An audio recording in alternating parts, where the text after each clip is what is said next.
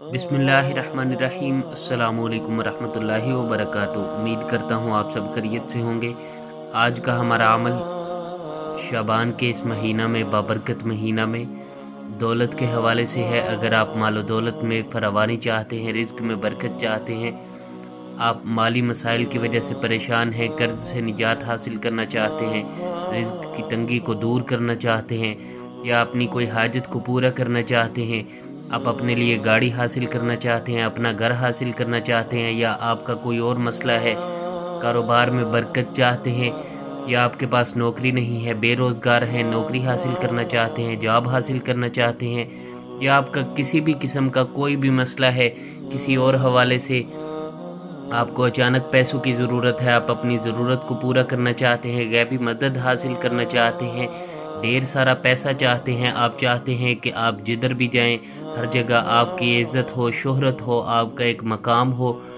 आप इस मुख्तसर से अमल को कर लीजिए। इंशाअल्लाह मैं यकीन के साथ कहता हूँ कि इस अमल की बरकत से आपका हर मसला हल हो जाएगा। सूरह कौसर का ये वजीफ़ा है, बहुत ही छोटा सा वजीफ़ा है, आसान है। शाबान का ये महीना है, बहुत ही बरकतों वाला महीना है। आपने इस महीना के अंदर इस वजीफ़ा को करना है। इंशाअल्लाह मैं यकीन के साथ कहता हूँ कि 3 दिन के इस अमल से आपका हर मसला हल हो जाएगा। 3 दिन के अंदर ही आपको आपके हालात में बेहतरी नज़र आएगी, आपका हर मसला हल हो जाएगा, हर हाजत पूरी हो जाएगी। अल्लाह रब्बुल इज़्ज़त की ज़ात से अपनी हाजात को पूरा करवाना ये कोई मुश्किल काम नहीं है। अल्लाह रब्बुल इज़्ज़त हर चीज़ की मालिक ज़ात है। अल्लाह रब्बुल इज़्ज़त इस कायनात में मौजूद तमाम ख़ज़ानों की मालिक ज़ात है। हम सब की खालिक ज़ात भी अल्लाह रब्बुल इज़्ज़त की ज़ात है। हम सब का राज़िक भी अल्लाह रब्बुल इज़्ज़त ही हैं, और अल्लाह रब्बुल इज़्ज़त के अलावा कोई मसलों को हल करने वाला नहीं है। अल्लाह रब्बुल इज़्ज़त के अलावा कोई परेशानियों को दूर करने वाला नहीं। अल्लाह रब्बुल इज़्ज़त के अलावा कोई रिज़्क देने वाला नहीं है। इज़्ज़त ज़िल्लत की मालिक ज़ात अल्लाह रब्बुल इज़्ज़त की ज़ात है। अल्लाह रब्बुल इज़्ज़त जिसके लिए इज़्ज़त का फ़ैसला फरमा दे उसे कोई ज़लील नहीं कर सकता, जिसके लिए ज़िल्लत का फ़ैसला फरमा दे उसे कोई इज़्ज़त नहीं दे सकता। अल्लाह रब्बुल इज़्ज़त ने जिस वक्त जिस काम का फ़ैसला फरमा दिया उसने होकर ही रहना होता है। हम में से कोई भी किसी से पूछ नहीं सकता, अल्लाह रब्बुल इज़्ज़त से पूछ नहीं सकता कि उसको इतना क्यों मिला और मुझे इतना कम क्यों मिला। ये अल्लाह रब्बुल इज़्ज़त की देन है, वो जिसको जितना चाहे अता कर दें, जब चाहे अता कर दें। हमारा अल्लाह रब्बुल इज़्ज़त की ज़ात से जब ताल्लुक़ बनेगा तो हमारे मसले भी हल होंगे, हमारी ज़िंदगी में सुकून भी आएगा, ज़िंदगी खुशहाल भी बनेगी, और हमारी परेशानियाँ भी दूर हो जाएंगी।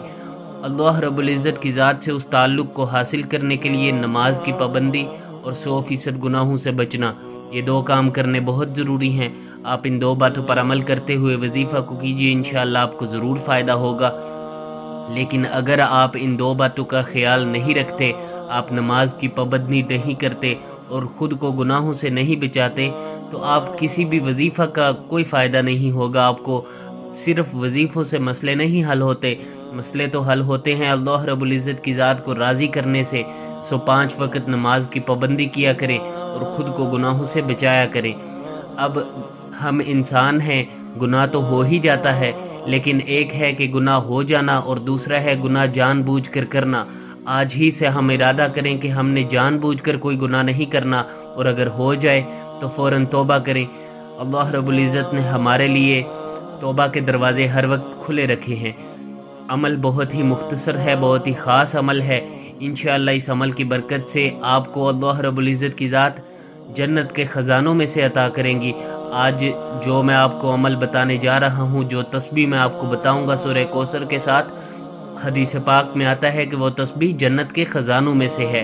अमल की तरतीब शुरू करते हैं, उससे पहले अमल की ख़ास इजाज़त के लिए हमारे चैनल को सब्सक्राइब कर लीजिए।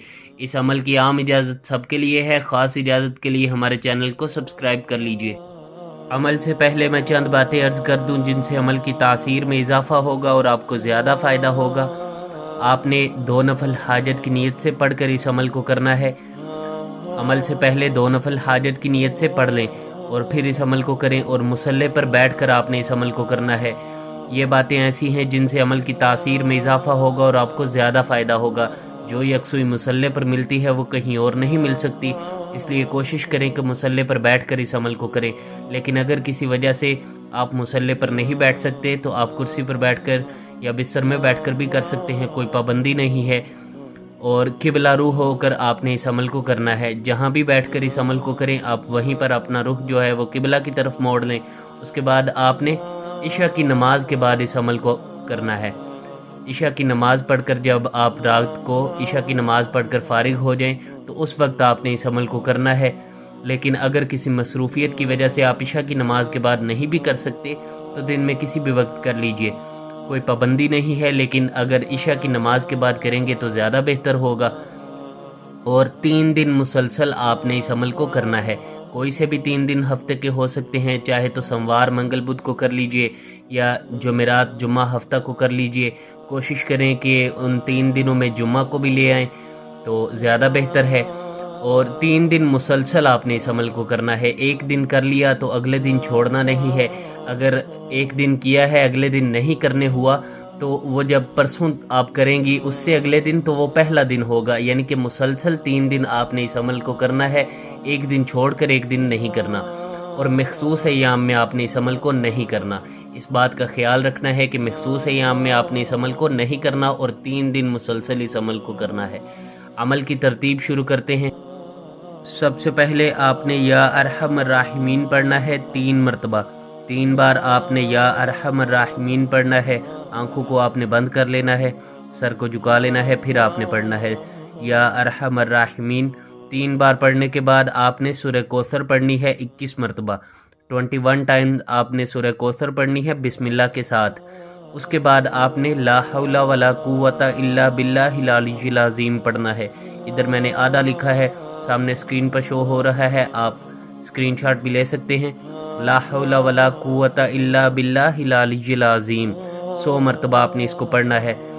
اور اس کے بعد آپ نے درود پاک پڑھنا ہے 3 مرتبہ، 3 مرتبہ درود ابراہیمی نماز والا جو درود ہے آپ نے اس کو پڑھنا ہے۔ اس کے بعد آپ نے دعا کرنی ہے اپنے مسئلے کے ریلیٹڈ، جو بھی آپ کا مسئلہ ہے۔ دعا کا طریقہ یہ ہے کہ سب سے پہلے آپ نے اللہ رب العزت کی عظمت اور بڑائی بیان کرنی ہے، اللہ رب العزت کے احسانات کا، نعمتوں کا شکر ادا کرنا ہے، اور پھر آخر میں آپ نے اپنا مسئلہ بیان کرنا ہے اور دعا کرنی ہے کہ پیارے اللہ جی جدھر آپ کے اتنے احسانات ہیں مجھ پر، ایک احسان اور فرما دیجئے، میرا یہ چھوٹا سا مسئلہ ہے، بے شک آپ کے علاوہ میری اس پریشانی کو کوئی دور نہیں کر سکتا، آپ کے علاوہ میرے مسئلے کو کوئی حل نہیں کر سکتا، میں بہت کمزور ہوں، میں کچھ نہیں کر سکتا یا کر سکتی، آپ میرے اس مسئلے کو حل فرما دیجئے۔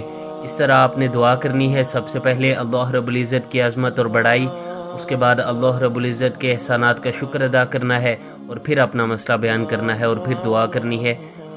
اور آخر میں آپ نے دعا کر کے جب آپ فارغ ہو جائیں تو آخر میں آپ نے 3 مرتبہ پھر درود پاک پڑھ لینا ہے، درود ابراہیمی، کم از کم 3 مرتبہ لازمی درود پاک پڑھنا ہے دعا کے اول اور آخر میں۔